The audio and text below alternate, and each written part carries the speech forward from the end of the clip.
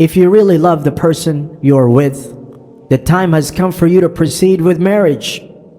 If you are hesitant, then know that you are not in love. If you cannot see the two of you sharing a future together, then you are not in love. If you cannot imagine waking up next to them every morning, then you're not in love. If you cannot think of spending every second of your day putting up with their flaws and embracing the perfections, then you are not in love. If there is a soft voice at the back of your head that is wondering if you have the energy it takes to tolerate that person on a daily basis, then you are not in love. You are only wasting your time and their time. You're only making a fool out of yourself and them. The source of love is Allah itself. One of the names of Allah subhanahu wa ta'ala is Al-Wadud, the most affectionate. Allah subhanahu wa ta'ala shows us the true meaning of affection. No one can love us the way He does. It conveys that the feeling of love is not wrong in itself, but how you manifest it.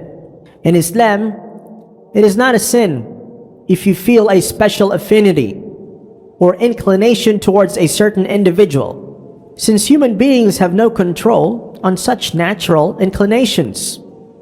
We are, however, definitely responsible and accountable if we get carried away by such feelings and take specific actions or steps that might be deemed as haram. As far as male and female interaction is concerned, Islam dictates strict rules. It forbids all forms of dating and isolating oneself with a member of the opposite gender, as well in discriminate mingling and mixing. If, however, one does none of the above, and all that he or she wants is to seriously consider marrying someone, such a thing itself is not considered haram. In fact, Islam encourages us to marry persons for whom we have special feelings and affinity. Thus, Islam recommends that potential marriage partners see one another before proposing marriage. However, we are advised against getting carried away by merely the outward appearances of a person. These may be quite misleading. Marriage is a lifelong partnership, and a person's real worth is determined not by his or her physical looks, but more so by the inner person or character. Hence, after having mentioned that people ordinarily look for beauty, wealth, and family in a marriage partner, the Prophet, peace and blessings be upon him, advised us to consider primarily the religious or character factor over and above all other considerations. For the purpose of protecting one's dignity, we are forbidden from engaging in any premarital relationships. A lot of people foolishly try to overrule this by claiming that they're not like the rest, or that they know their limits. Truth is, nobody knows us better than Allah. Allah knows that when a non-mahram man and woman come together, shaitan is the third person. Shaitan lights a fire that can only be put out through sexual intimacy. Even if things don't go that far, relationships are filled with insecurity and a lack of commitment. How many hearts have been broken by unfaithful lovers, and how many teenagers have resorted to alcohol and drugs just to get over the pain of a breakup? Out of His wisdom and His divine love, Allah forbade us from opposite gender relationships, except through marriage. Unlike a non-marital relationship, marriage is built on commitment, trust, and loyalty. In a marriage, the couple knows that the only way out is divorce, so they try really hard to make things work out. It is interesting that Islam does not invalidate the concept of love, nor does it reject it entirely. To prove the point, Adam alayhi salam, he was in Jannah. But even Jannah was not enough. Without a partner to share it with. So Allah created a miracle for mankind, the woman. Fast forward thousands of years from then to the story of the greatest of mankind, Muhammad ibn Abdullah sallallahu alaihi wasallam. His first marriage was surprisingly a love marriage. Khadija radiallahu anha fell in love with this young man who was so honest, upright, and had a sense of identity and purpose in his life. Although she was a widow, she was in love once again. She knew that this was the man she wanted to spend the rest of her life with, even though he wasn't as wealthy or even as old as her. These are just two out of hundreds of stories that reflect love in Islam. What is haram is a relationship, but not love. Love is halal, but it has to be within the limits of the Sharia. Love is a gift for mankind. It's the single most powerful emotion that can both make and break a person.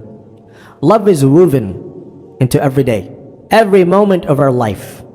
Even the love that people try to avoid discussing. The love between a man and a woman. Now, we're not encouraging you to go out and fall in love. In fact, we want you to fall out of love for a few minutes so you can reassess your circumstances.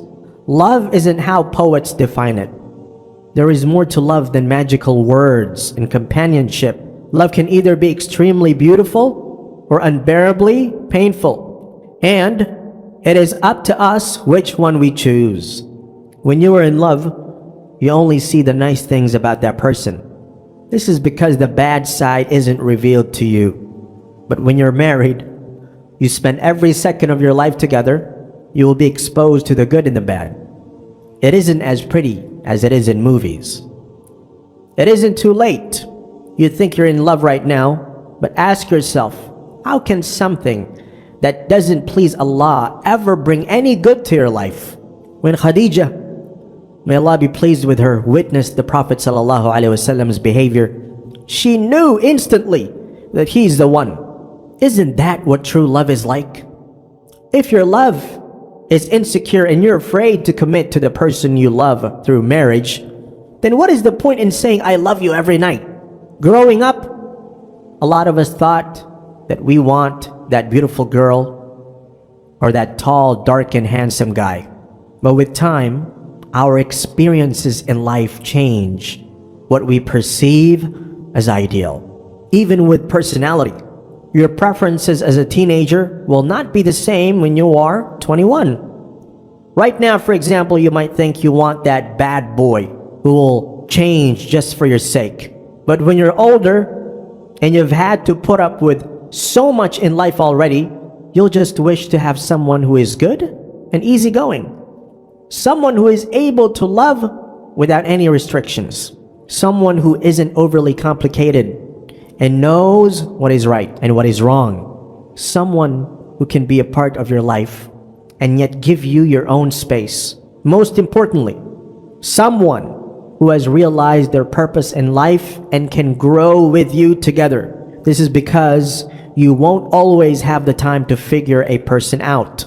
There will come failure, death, trauma, and so many things as you grow, and you just don't want to deal with more of that. Even after marriage, it isn't wrong to fall for a gorgeous smile, but that smile isn't going to raise an educated child one day. Your children are an amanah from Allah. If they go astray because of poor upbringing, they will testify against you on the day of judgment. If, on the other hand, they are raised well and given the right amount of spiritual guidance, they will take you into Jannah along with them. A lot of the times, couples see children as the far future when in fact, raising children is one of the fundamental purposes of marriage. The joy you experience when your child is born is unimaginable. Every time your toddler runs around crying, Ummi or Abi, your heart will drown in love for them. In their eyes, you will find a new purpose for your life. Their happiness will become your happiness, but with poor upbringing, they will become a burden on you. As they grow, they will transform based on their associates. Some may rebel, some may become quiet, some may develop a temper. For all these reasons, a good father and a good mother are essential. At the end of the day, your child needs a home to come back to, and that home lies only with the parents. If you reflect on Khadija radiallahu anha's and Muhammad sallallahu alaihi wasallam's lives, they had children and they lost children. Despite all of that, they were pillars in each other's lives. Khadija radiallahu anha did such a great job at raising Muhammad sallallahu alaihi wasallam's children that when she left him in this world, her daughter Fatima was able to take care of her father. She did just like her mother would. This is what a good marriage can create. Love is like the sun. When it shines, there is no denying it. It shone in the life of the Prophet sallallahu alaihi wasallam. Through the love of his life, he found the strength he needed to become the best of mankind. His mission was tough, but he had a home to come back to every day. As for you, if you're willing to play with your lover's akhirah by defying the commands of Allah and adding to their sins, do you really love them? Or are you just trying to fill the void in your heart by claiming to have a lover? For everyone, there is a soulmate.